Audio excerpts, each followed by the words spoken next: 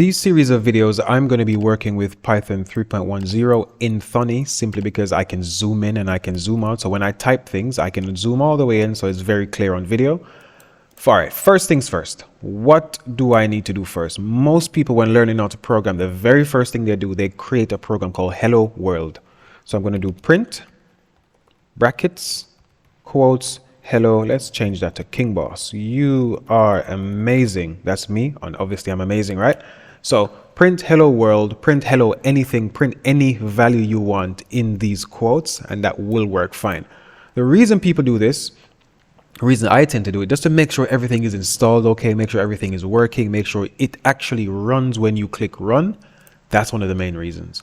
So now I'm going to press F5 on my keyboard on Thonny, and this should run that program. As you can see down here, hello KingBoss, you're amazing. Ah, what a nice program, so lovely. Now I want to save this file. So to save in most programs, it's going to be file save.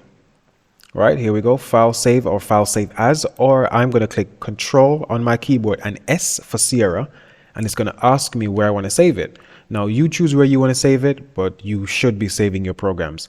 If you're working on a REPL online, for example, let me go back to REPL.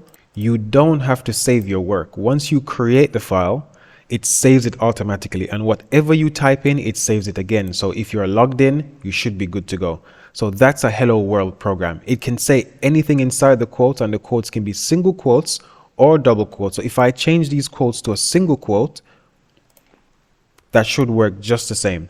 Now you have to be consistent. So you cannot use single quotes here, then double quotes here. That's going to give an error. It must be the same kind of quotes.